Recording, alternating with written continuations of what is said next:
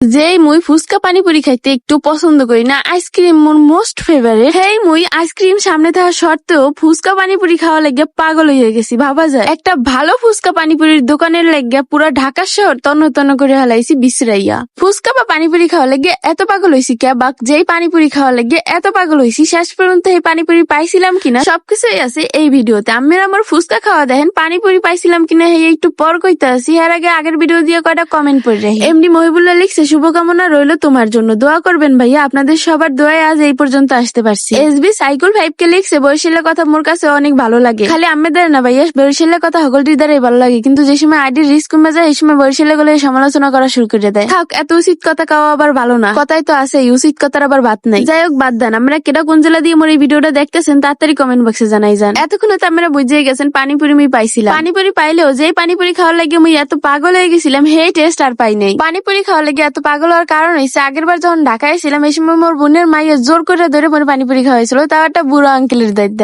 এত জামজট ছেলে আঙ্কেলের দ্বারা আইলাম, আর আঙ্কেলের দ্বারা যাইয়া শুনি হে নাকি পানিপুরি বেছে না। কন্দি কেমনটা লাগে। আর এই যে পানিপুরি খাইতেছি না ফুচকা খাইতেছি, কিছুই মিটার পাইতেছিলাম না। মোর টাকা কয়টা হুদাই লস। আল্লাহ হাফেজ, সবার ভালো থাকেন। আর ভিডিওটা কেমন হয়েছে তাড়াতাড়ি কমেন্ট বক্সে জানান।